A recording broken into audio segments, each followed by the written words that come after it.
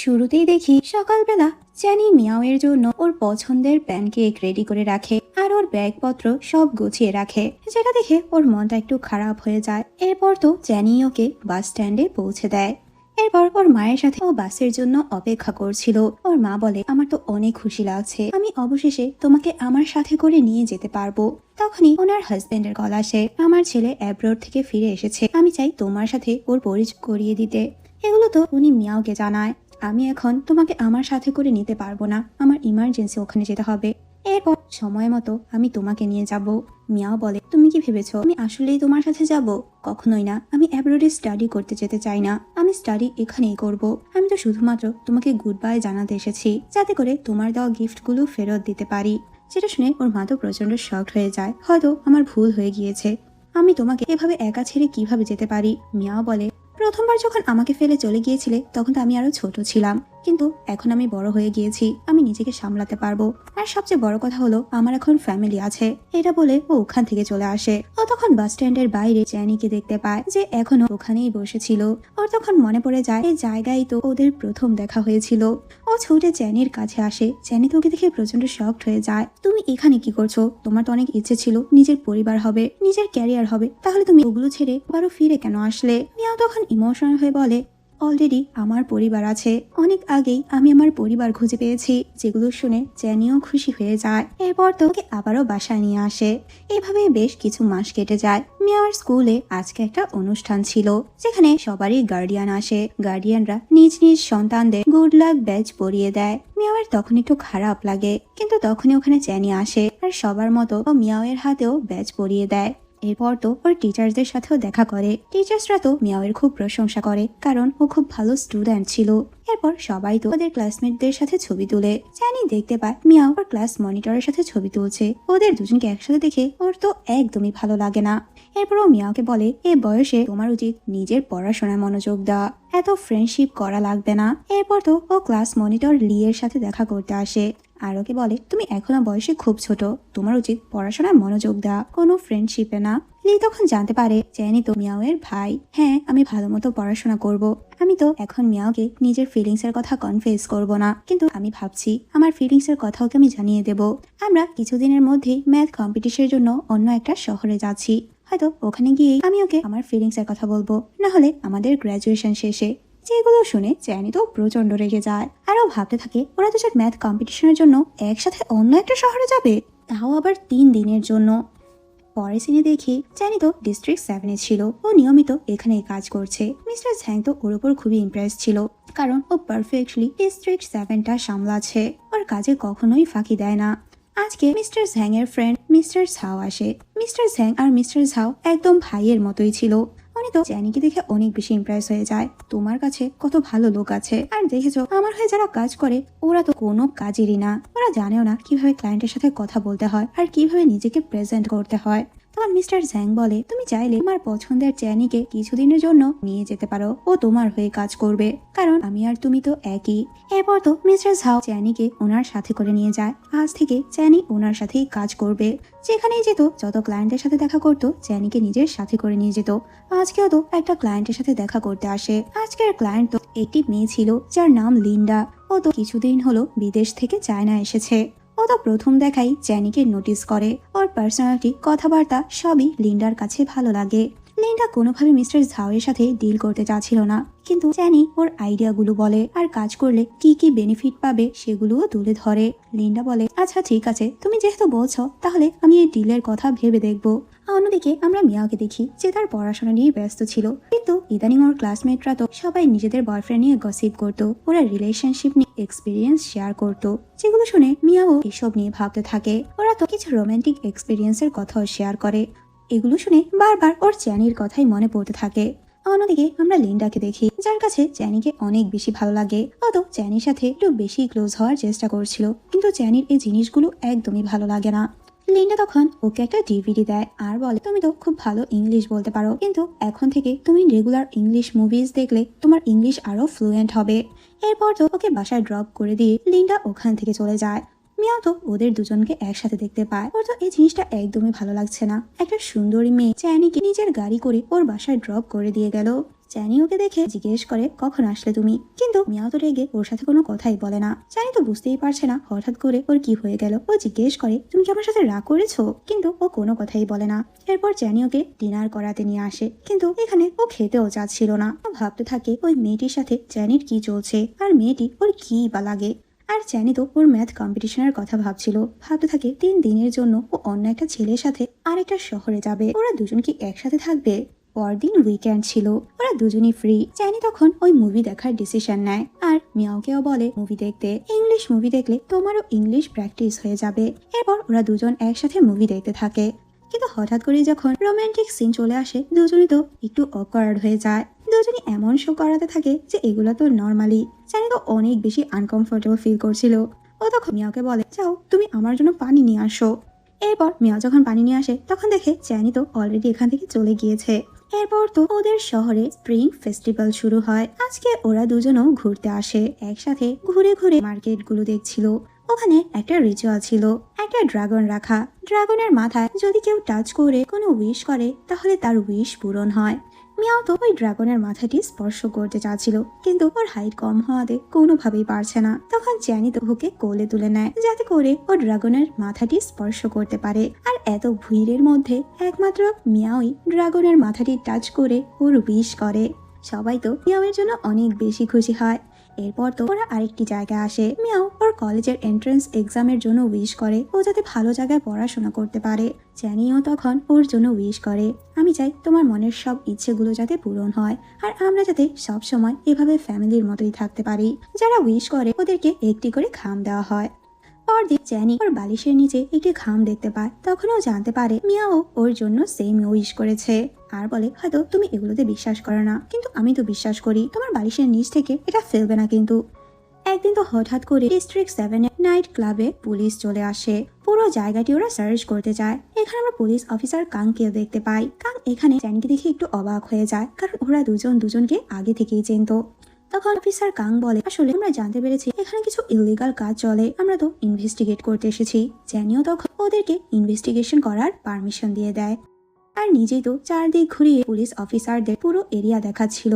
খুব সুন্দরভাবে ও ব্যাপারগুলো হ্যান্ডেল করে। আসলে ও আগে থেকে ওই জিনিসপত্রগুলো সরিয়ে রেখেছিল, যার কারণে পুরো ক্লাবটি সার্চ করার পরও অফিসাররা কিছুই পায় না। মিস্টার ঝ্যাং আর মিস্টার ঝাও তো প্রচন্ড শকড হয়ে যায়, পুলিশ কেন কিছু পেল না। এরপর ওরা জানতে পারে চ্যানি ওগুলো লুকিয়ে রেখেছে।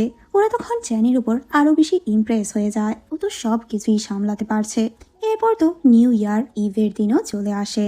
ওদের তো কোনো রিলেটিভ ছিল না, কিন্তু ওদের সাথে অফিসার কাং আর ওনার গার্লফ্রেন্ড দেখা করতে আসে। ওদের জন্য কিছু গিফটসও নিয়ে এসেছিল, যেটাতে ওরা তো অনেক খুশি হয়ে যায়। এবছরই আমরা দুজন বিয়ে করছি, অবশ্যই তোমরা আমাদের বিয়ে অ্যাটেন্ড করবে। কাং এর গার্লফ্রেন্ড ম্যাং খুবই ফ্রেন্ডলি ছিল। ওদেরকে বল এখন থেকে আমরাই তোমার ফ্যামিলি, নিজেদের কখনো একা মনে করবে না। যখন তোমাদের হেল্প লাগবে অবশ্যই আমাদের জানাবে। মিয়াওকে বলে আজ থেকে আমি তোমার বড় বোন। যেটা শুনে তো মিয়াও অনেক বেশি খুশি হয়ে যায়। ওরা তখন আজ ম্যাং আর কাংকে ওদের বাসায় স্টে করতে বলে, যেটাতে ওরাও রাজি হয়ে যায়। রাতে ম্যাং আর মিয়াও যখন কথা বলছিল, ম্যাং কথা জিজ্ঞেস করে আচ্ছা স্কুলে কি তুমি কাউকে বয়ফ্রেন্ড বানিয়েছো? মিয়াও তখন শাই ফিল করতে থাকে না, আমার কোনো বয়ফ্রেন্ড নেই। ম্যাং বারবার জিজ্ঞেস করে তুমি কি কাউকে পছন্দ করো? মিয়াওয়ের তখন চ্যানির কথাই মনে পড়ছিল। অন্যদিকে কাং চ্যানিকে বলে হয়তো মিস্টার ঝাং আর মিস্টার ঝাও নিজেদেরকে ক্লিন ইমেজের মানুষ দাবি করে, কিন্তু ওরা আসলে অন্যরকম। ওদের সাথে কাজ করাটা তোমার জন্য খুবই রিস্কি, তোমার উচিত ওদের থেকে নিজের ডিস্টেন্স তৈরি করা। চ্যানি বলে কিন্তু আমি ওদের হয়ে কোনো খারাপ কাজ করছি না, ওখানে শুধুমাত্র আমি ডিস্ট্রিক্ট 7টা সামলাই, ভালো স্যালারিও পাচ্ছি। একদিন চ্যানি মিয়াওয়ের স্কুলের বাইরে ওর জন্য অপেক্ষা করছিল। মিয়াও যখন ওখানে আসে হঠাৎ করে আমরা দেখি মিয়াওয়ের উপর একটা লোক অ্যাটাক করতে নেয়। আসলে ওই লোকটির সাথে চ্যানির ডিস্ট্রিক্ট 7 একবার ঝামেলা হয়েছিল। চ্যানি তখন ওকে ভয় দেখিয়ে ওখান থেকে তাড়িয়ে দেয়, কিন্তু মিয়াও আর ওখানে থাকা বাকি স্টুডেন্টরা এগুলো দেখে একটু ভয় পেয়ে যায়। মিয়াও জিজ্ঞেস করে ও কে ছিল। তখনই চ্যানির কাছে লিন্ডার কল আসে, তুমি কোথায় আছো? আমি তো তোমাকে প্রচন্ড মিস করছি। যেটা মিয়াও শুনতে পায়, যেগুলো শুনে তো ওর অনেক বেশি খারাপ লাগে। চ্যানিকে তখন আর কিছু না বলেই ও ওখান থেকে চলে যায়। চ্যানি তখন আর পিছু পিছু আসে, তুমি আমাকে ভুল বুঝছো, কিন্তু মিয়াও তো ওর কোনো কথাই শোনে না। পরের সিনে আমরা চ্যানিকে দেখি যে বাড়ি এসে অনেক বেশি ড্রিঙ্ক করছিল। ওর ফ্রেন্ড বউ অবাক হয়ে জিজ্ঞেস করে কি হয়েছে তোর, আজকে তো ড্রিঙ্ক কেন করছিস?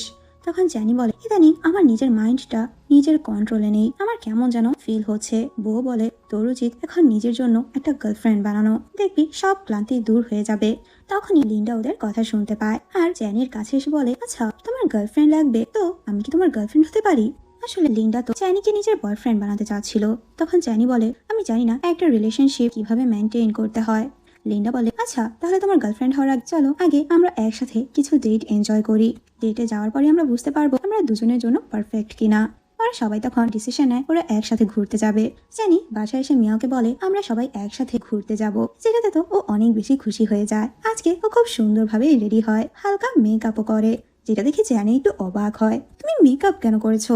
এরপর তো ওরা সবাই একসাথে ঘুরতে আসে, ওরা একসাথে অনেকগুলো রাইড এনজয় করে। একটা রাইডে তো লিন্ডা জ্যানির সাথে একটু ক্লোজ হয়ে বসেছিল, যেটা দেখে মিয়াওয়ের একদমই ভালো লাগে না। ও তখন বারবার ওদের মধ্যে ঢুকে পড়ে। দুজনই যখন একসাথে হাঁটছিল ও মাঝখানে চলে আসে। ওরা দুজন যখন একসাথে ছবি তুলতে নেয় তখনও ওদের মাঝখানে চলে আসে। জ্যানির ফ্রেন্ডরা তো চাচ্ছিল জ্যানি যাতে লিন্ডাকে ডেট করুক। ওরা লিন্ডা আর জ্যানিকে বারবার ক্লোজ আসার সুযোগ করে দিচ্ছিল, আর প্রতিবারই মিয়াও ওদের বাধা হয়ে দাঁড়ায়।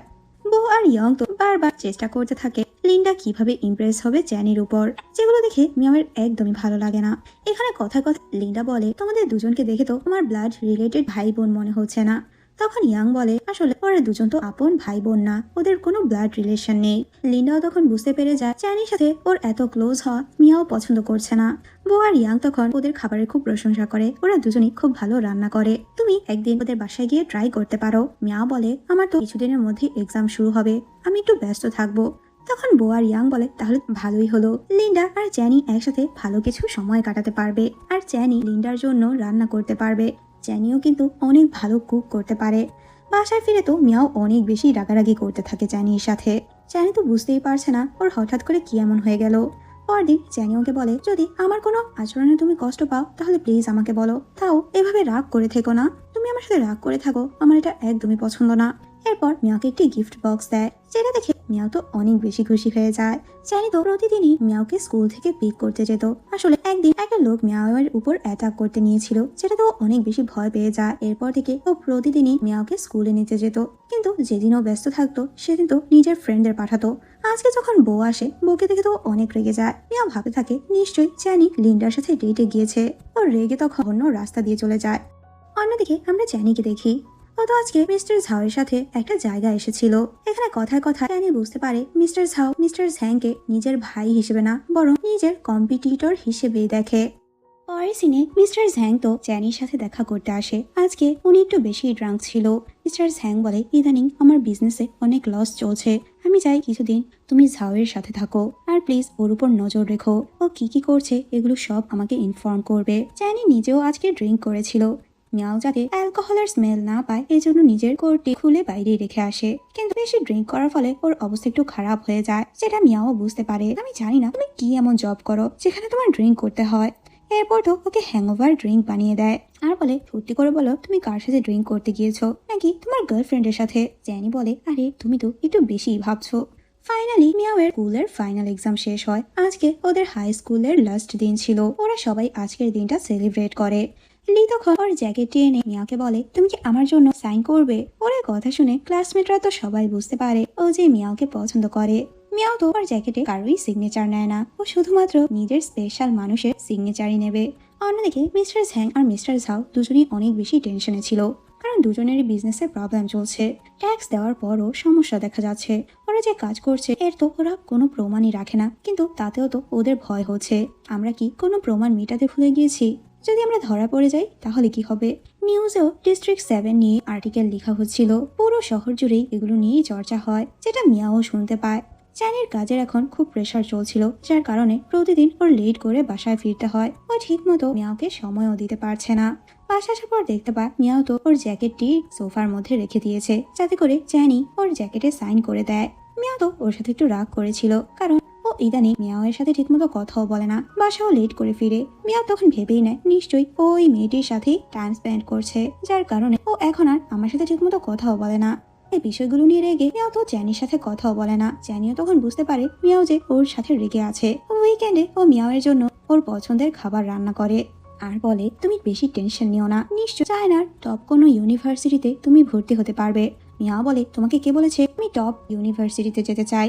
আসলে মিয়াও তো এই শহর ছেড়ে চ্যানিকে ছেড়ে কোথাও যেতে চাচ্ছিল না। আজকে তো ও চ্যানিকে কোথাও যেতে দেয় না। উইকেন্ডে তুমি বাসায় থেকে আমার স্টাডিতে হেল্প করবে। এরপর তো নিজের জ্যাকেটটি ওকে দেয়। আমি জ্যাকেটে রেখেছিলাম তুমি যাতে তোমার অটোগ্রাফ দাও, কিন্তু তুমি তো দাওইনি। জ্যানি বলে আরে আমি তো বুঝতে পারিনি তুমি যে আমার অটোগ্রাফের জন্য রেখেছিলে।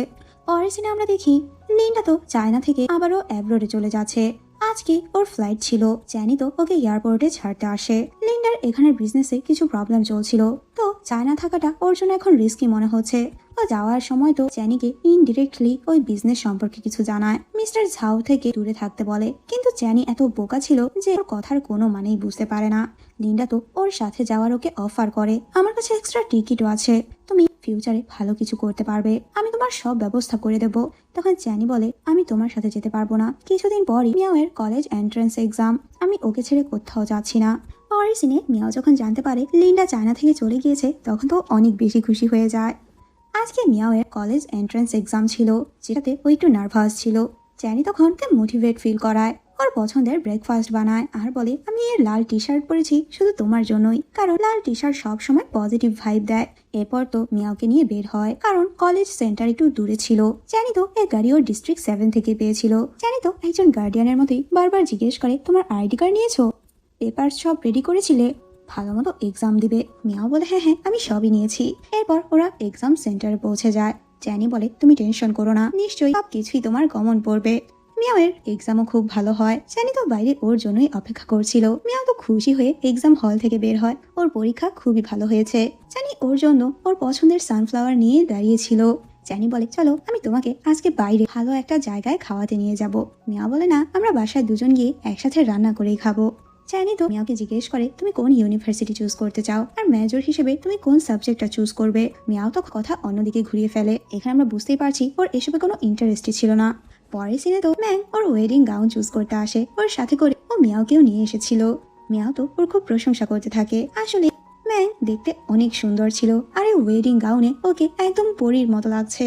ম্যাং ওর বিয়ের জন্য খুবই এক্সাইটেড ছিল। মিয়াওকে বলে এখানে তো অনেক সুন্দর সুন্দর জামা আছে, তুমি নিজে ট্রাই করে দেখতে পারো। আবারও ম্যাং ওকে জিজ্ঞেস করে আচ্ছা তুমি কি কাউকে পছন্দ করো। মিয়াও তখন বলে আমি এখনো আমার ফিলিংস নিয়ে কনফিউজড। অন্যদিকে অফিসার কাংও তো জ্যানিকে নিয়ে ওদের বিয়ের রিং চুজ করতে আসে। দুজন মিলে তখন বিয়ের রিংও চুজ করে নেয়। কাং তখন জিজ্ঞেস করে আচ্ছা তুমি কি কাউকে পছন্দ করো, তুমি কি কোনো রিলেশনশিপে যাবে না।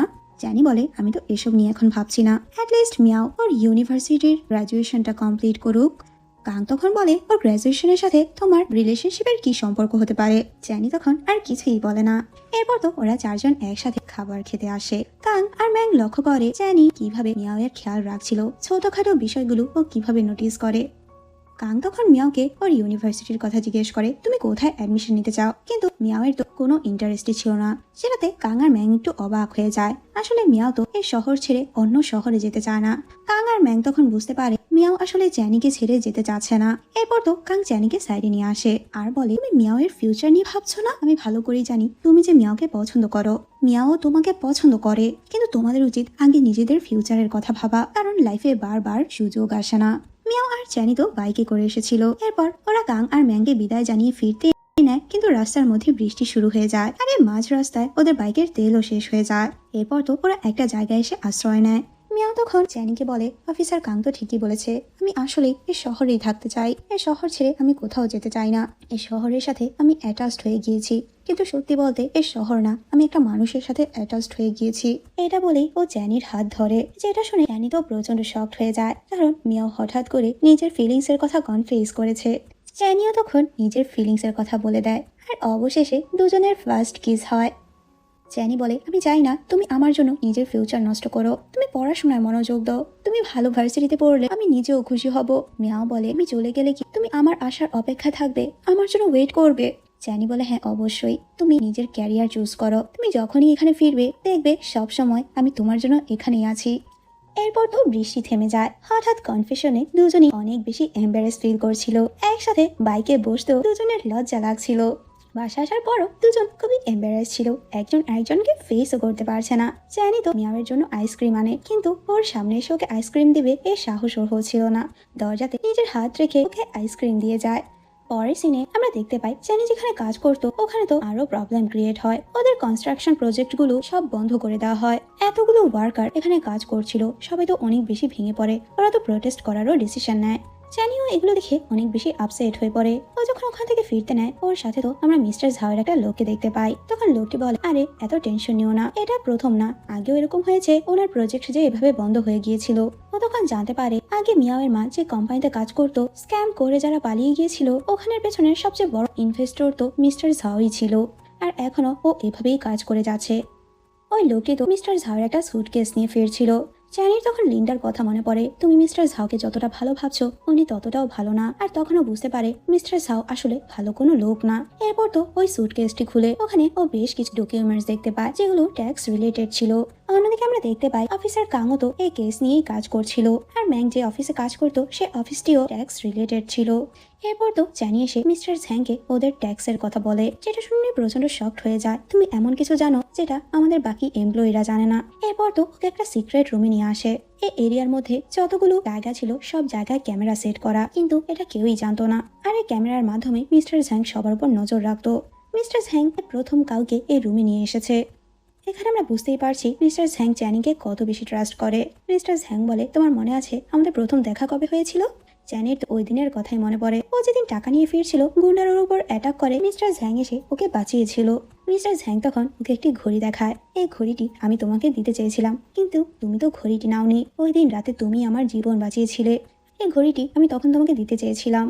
এরপর তো ওই ঘড়িটি চ্যানিকে পরিয়ে দেয়। এই ঘড়িটি দেখলে সবসময় আমার কথাই মনে পড়বে তোমার। আসলে এই ঘড়িটি লিমিটেড এডিশনের ছিল, এখানের আর কারোই এরকম ঘড়ি নেই।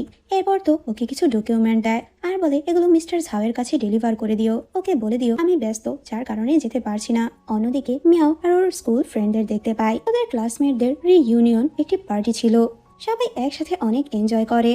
সবাই তখন মিয়াওকে রিকোয়েস্ট করতে থাকে গান গাওয়ার জন্য। মিয়াও তখন ওদের সবার জন্য একটি গান গায়, ওদের লাস্ট গুড বাই। সবাই তখন অনেক বেশি ইমোশনাল হয়ে যায়। আসলে স্কুল ফ্রেন্ডশিপ তো এরকমই, এখন থেকে সবার নতুন জীবনের শুরু হবে। কে কোন জায়গায় চলে যাবে আর কখনো দেখা হবে কিনা সেটাও সন্দেহ।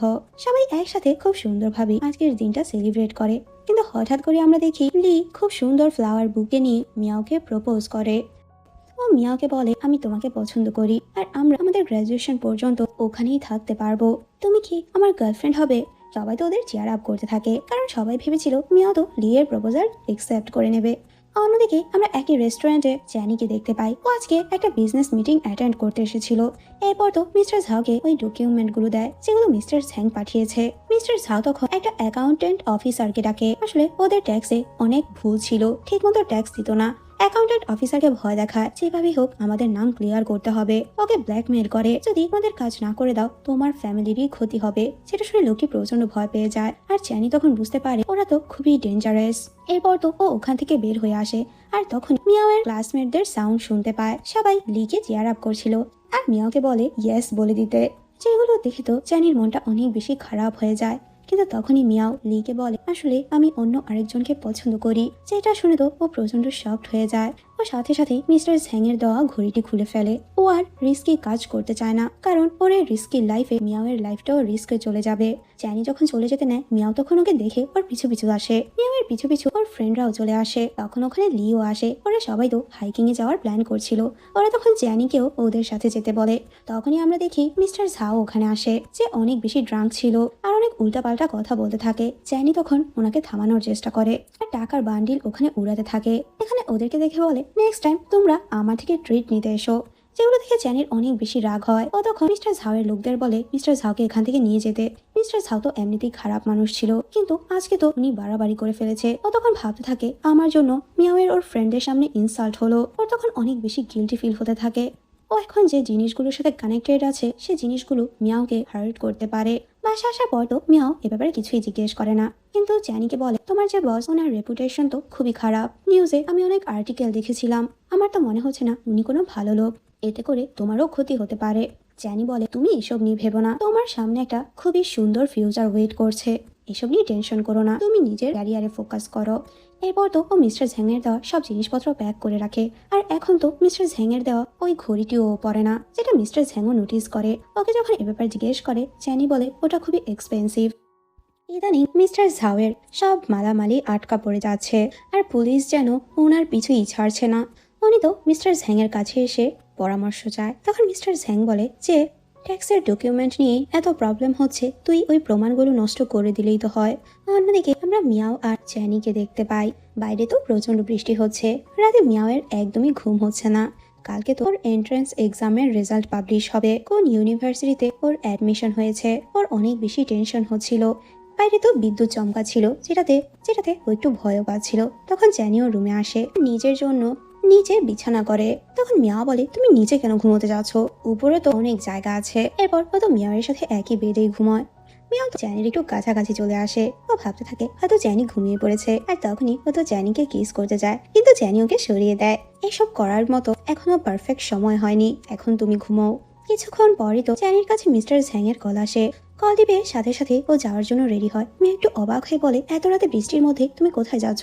কালকে সকালে আমার রেজাল্ট দেবে, আমি তো তোমার সাথে আমার রেজাল্ট দেখতে চাচ্ছিলাম। চ্যানি বলে, আমার এখনই যেতে হবে, কারণ খুবই ইম্পর্টেন্ট কাজ। আমি তোমাকে প্রমিস করছি, আজকের পর থেকে আমি আর আমার বসের হয়ে কাজ করব না। তোমার রেজাল্ট তো আমরা একসাথে সেলিব্রেট করব। এরপর চ্যানি ওকে বাই বলে চলে যায়। মেয়ের তো একদমই ঘুম আসছিল না। ও তখন চ্যানির জন্য একটা ইমেল লিখে, ও চ্যানির জন্য কি ফিল করে, ওকে কত বেশি ভালোবাসে। ও যখন সেন্ড করতে নেবে তখনই ইলেকট্রিসিটি চলে যায়, যার কারণে কম্পিউটারটিও অফ হয়ে যায়। পরদিন তো নিজের রেজাল্ট চেক করতে ও ইন্টারনেট ক্যাফেতে আসে। ও তো চ্যানির জন্যই অপেক্ষা করছিল, চ্যানি কখন আসবে। ও তো চ্যানির সাথে নিজের রেজাল্ট চেক করতে চায়। ও অনেকক্ষণ ধরে ওয়েট করছিল, কিন্তু তখনই ও জানতে পারে ট্যাক্সের ডিপার্টমেন্টে আগুন লেগে গিয়েছে, আর সেখানে চ্যানিও উপস্থিত ছিল। এর ভেতরে চ্যানিও আটকা পড়ে যায়। ফায়ার ফাইটার টিম আসে ওখানে ওদেরকে রেস্কিউ করতে। মিয়া তো অনেক বেশি ভয় পেয়ে যায়। ও তো ভেতরে যাওয়ার জন্য মরিয়া হয়ে পড়ে, কিন্তু কেউই ওকে ভেতরে ঢুকতে দেয় না। ও যাচ্ছিল ও চ্যানির হেল্প করতে, কিন্তু অনেকক্ষণ অপেক্ষা করার পরও ফায়ার ফাইটাররা ওকে খুঁজেই পায় না, যেটাতে মিয়াও আরো বেশি ভয় পেয়ে যায়। অনেক সময় পর চ্যানিকে ওখান থেকে উদ্ধার করা হয়, কিন্তু এখানে ওর অবস্থা অনেক বেশি ক্রিটিক্যাল ছিল। মিয়া তো অনেক বেশি ভয় পেয়ে যায়। এরপর তো ওকে ইমার্জেন্সি হসপিটালে নেওয়া হয়। ওর এরকম অবস্থা দেখে মিয়া কোনোভাবে নিজেকে কন্ট্রোল করতে পারছিল না। ও অনেক কান্নাকাটি করে। এভাবে বেশ কিছুদিনই কেটে যায়। সুস্থ হওয়ার পর থেকে চ্যানি একটু উইয়ার্ড আচরণ করছিল। মিয়াও বলে, তুমি আমার জন্য ইউনিভার্সিটিতে অ্যাপ্লাই করেছিলে, আমি তো তোমাকে বলেছি আমি এই সিটিতে একটা নর্মাল ভার্সিটিতে পড়তে চাই, কেন তুমি অন্য শহরে আমার অ্যাডমিশন করিয়েছো? আমি কোনো টপ ভার্সিটিতে পড়তে চাই না। চ্যানি তখন ওকে একটা কার্ড দেয়, এর মধ্যে তোমার অ্যাডমিশনের টাকা আছে, আর আমি তোমার জন্য টিকিটও কেটে রেখেছি। তুমি এখান থেকে গিয়ে ওই শহরে নতুন করে আবারও সবকিছু শুরু করো। ওর এরকম আচরণে মিয়াও প্রচন্ড শকড হয়ে যায়। তুমি কি করতে চাচ্ছ? আমি এখান থেকে কোথাও যাব না। চ্যানি বলে, তাহলে কি করবে? এখানে থাকবে? আমি কি সারা জীবন তোমার টেক কেয়ার করবো নাকি? তোমার নিজের ক্যারিয়ার তো নিজেরই বিল্ড করতে হবে। যেগুলো শুনেও প্রচন্ড শকড হয়ে যায়। তুমি এরকমটা কেন করছো? এর কারণ কি? তুমি তো আমাকে ভালোবাসো, তাহলে আমাকে কেন দূরে সরিয়ে দিচ্ছ? চ্যানি তখন হাসতে থাকে। সত্যি বলতে আমি শুধু টাইম পাস করেছিলাম, আমি তোমাকে কখনোই ভালোবাসিনি। যেটা শুনে তো মিয়াও প্রচন্ড শকড হয়ে যায়। যাকে ও এত বেশি ভালোবাসে তার মুখ থেকে এই কথা ও কোনোভাবেই মানতে পারে না। ও আর কোনো কথা না বলেই ওখান থেকে চলে যায়। কিন্তু একটু পর ও আবারও ফিরে আসে। ও তো রেগে চ্যানিকে খুব জোরে একটা চর মারে। এরপর আর কিছু না বলে ওখান থেকে চলে যায়। এরপর আমরা একদম শুরুর সিন দেখতে পাই। মিয়াও 6 বছর পর চ্যানির বাসায় ফিরে এসেছে। মিয়াওকে এখানে দেখে চ্যানি প্রচন্ড শকড হয়ে যায়, আর চ্যানি তো মিয়াওকে এখানে দেখে একটু আনকমফোর্টেবল ফিল করছিল। ও তো চাচ্ছিল মিয়াও এখান থেকে চলে যাক, কিন্তু মিয়াও কোনোভাবেই এখান থেকে যাবে না। এরপর তো চ্যানি রেগে ওর সব জিনিসপত্র প্যাক করে ওকে লাগেজ ধরিয়ে দেয়, তুমি এক্ষুনি এই বাসা থেকে চলে যাবে। মিয়াও বলে, আশ্চর্য, তুমি নিজেই তো বলেছিলে এটা আমারও বাসা, আমি আমার বাসা ছেড়ে কোথাও যাব না। ও রেগে নিজের লাগেজ নিয়ে আবারও নিজের রুমে চলে যায়। পরদিন সকালে চ্যানি যখন ওয়াশরুমে যেতে নেয়, তখন তো ও মিয়াওকে এভাবে দেখে একটু ভয় পেয়ে যায়। তুমি কি ড্রেস আপ করে আছো? তোমার তো আরো বড় কাপড় পরা উচিত। তখন মিয়াও ওকে একটু টিজ করে বলে, তুমি কি এখনো ছোট বাচ্চা নাকি? এত ওভার রিয়াক্ট কেন করছো? এরপর তো ও চ্যানিকে দেখিয়ে দেখিয়ে নিজের কাজ করতে থাকে। ওর এরকম আচরণে তো চ্যানি অনেক বেশি শকড হয়ে যায়। মিয়াও আগে কত ইনোসেন্ট ছিল, হঠাৎ করে ও এরকম কেন হয়ে গেল? রাতে হঠাৎ করে মিয়া ওর কাছে এসে বলে, তোমার কাছে কি লাইটার হবে? আমি স্মোক করব। সেটা শুনে প্রচন্ড শকড হয়ে যায়। তুমি এরকমটা কেন করছো? এই জিনিসগুলো তোমাকে একদমই স্যুট করে না। তখন মিয়াও বলে, আমি আগে চেঞ্জ হইনি, কে এগুলো শুরু করেছে? তুমি আমাকে যা প্রমিস করেছিলে সব তুমি নিজেই ভেঙেছো, নিজের থেকে আলাদা করতে চেয়েছো। হ্যাঁ, আমি তোমার থেকে আলাদা হয়ে এরকম হয়ে গিয়েছি, আমার অনেক পরিবর্তন হয়েছে, এখন তুমি খুশি হওনি? এটা বলে ও আবারও নিজের রুমে চলে যায়। জানি তো অনেক বেশি শকের মধ্যে ছিল। মিয়াও হঠাৎ করে এভাবে ফিরে আসলো, আর ওর এত পরিবর্তন। ও রাতে বাসা একদমই ঘুমোতে পারছিল না। নিজের বিলিয়ার্ড শপে চলে যায়। পরদিন সকালে ওর ফ্রেন্ডরা যখন এসে শপটি ওপেন করে ওকে এখানে দেখে একটু অবাক হয়। এখানে কি করছিস, তুই বাসায় যাসনি? জ্যানি বলে আসলে মিয়াও ফিরে এসেছে। ও যখন নিজের শার্ট চেঞ্জ করে তখন আমরা ওর পিঠে অনেক আঘাতের দাগ দেখতে পাই। ইয়াং তো অনেক বেশি শকড হয়ে যায়, হঠাৎ করে মিয়াও কেন ফিরে আসলো। তখন জ্যানি বলে ওর নাকি ভ্যাকেশন চলছে, আমাকে বললো ওকে ভ্যাকেশনে ওর বাসায়ও আসতে পারবে না। পরের সিনে জ্যানি যখন ওর গাড়িতে ছিল হঠাৎ করেই মিয়াও ওর গাড়িতে উঠে পড়ে। তখন মিয়াও দেখতে পায় জ্যানি ওর গাড়ির মধ্যে ওই উইশ কার্ডটি ঝুলিয়ে রেখেছে যেটা মিয়াও ওর জন্য করেছিল, যেটাতে ও প্রচন্ড শকড হয়ে যায় আর ও ভালো করেই বুঝতে পারে জ্যানি এখনো ওকে পছন্দ করে। জ্যানি একটু বিরক্ত হয়ে বলে তুমি ভ্যাকেশনের জন্য ভালো কোনো জায়গায় যেতে এখানে কেন এসেছো? মিয়াও বলে মাত্র 2 দিন হলো আমি এখানে এসেছি আর তুমি এখনই বিরক্ত হয়ে গিয়েছো।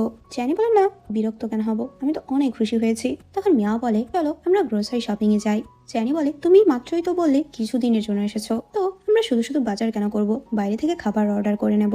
ওকে ভয় দেখানোর জন্য খুব জোরে গাড়ি ড্রাইভ করতে থাকে, কিন্তু মিয়াও একদমই ভয় পায় না, কারণ ও তো জ্যানির সাথে থাকলে সবসময় কমফোর্ট ফিল করে।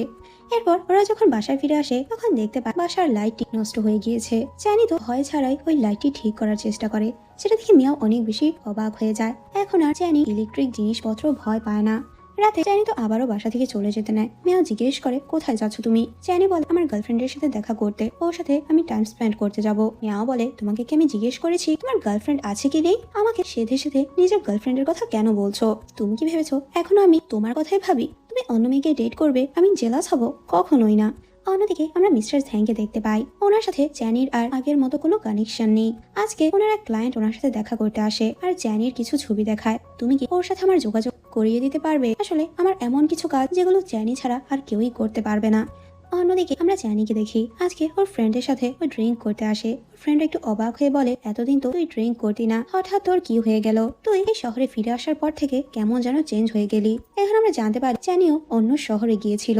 এরপর তো ওখানে ওই গুন্ডাগুলো আবারও আসে আর জ্যানিকে বলে ওদের বসের হয়ে কাজ করতে, কিন্তু জ্যানি ওদের সাথে কোনো কাজই করবে না, যেটা নিয়ে আবারও ঝামেলা পেকে যায়। তখনই ওখানে আমরা একটা মেয়েকে দেখতে পাই যার নাম তুলি ছিল, আর এই তুলিকেই জ্যানি সবার সামনে নিজের গার্লফ্রেন্ড হিসেবে পরিচয় দেয়। ওই গুন্ডাগুলোর সাথে ওদের বসও এসেছিল, কিন্তু জ্যানি ডিরেক্ট বলে দেয় আমি তোমাদের সাথে কোনো কাজই করব না, যেটাতে বস রেগে ওখান থেকে চলে যায়। জ্যানি অনেক বেশি ড্রিঙ্ক করে ফেলে, ওর তো বারবার বমি হচ্ছিল। তুলি তখন ওকে সামলায়, চলো আমি তোমাকে বাসায় পৌঁছে দেই। ওর ফ্রেন্ডরা বলে না আমরা ওকে বাসায় ড্রপ করে দেবো, তোমার জন্য তো আমরা ট্যাক্সি ডেকেছি, যাও তুমি ট্যাক্সি করে চলে যাও। এরপর তুলি যখন ওখান থেকে চলে যায় ইয়াং আর বউ মিলে জ্যানিকে ওর বাসায় পৌঁছে দেয়, কিন্তু বাসার ভেতরে ঢুকতে ওদের তো ভয় হচ্ছিল, কারণ বাসার মধ্যে তো মিয়াও আছে। জ্যানি তো মিয়াওয়ের সামনে কখনো ড্রাঙ্ক হতে চায়নি। ওরা তখন ভাবতে থাকে যদি মিয়াওকে ড্রাঙ্ক দেখতে পায় তাহলে পরদিন তো জ্যানি আমাদেরই বকা দিবে। তখন জ্যানি বলে বাসায় মিয়াও আছে, আমাকে এই অবস্থা দেখলে ও অনেক রেগে যাবে, প্লিজ আমাকে ক্লিন করে দাও যাতে আমার গা থেকে অ্যালকোহলের স্মেল না আসে।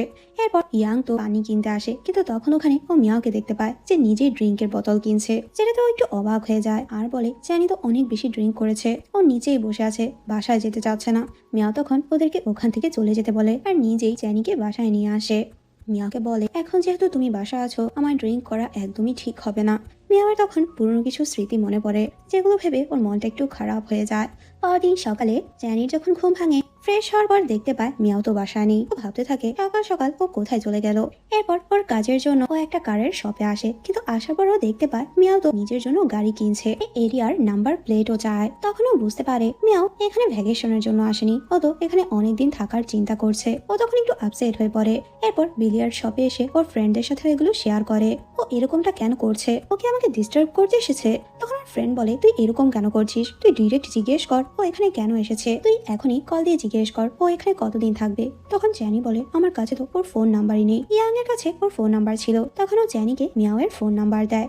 পরের সিনে মিয়াও যখন বাসা আসে তখন দেখতে পায় জ্যানি তো বাসায় ওর জন্য খাবার রান্না করছে, যেটা তো একটু অবাক হয়। ও কোনো খাবার খেতে নিষেধ করে দেয়, কিন্তু জ্যানি ওকে রিকোয়েস্ট করে। মিয়াও বলে তুমি আমার পছন্দের খাবার কেন রান্না করেছো?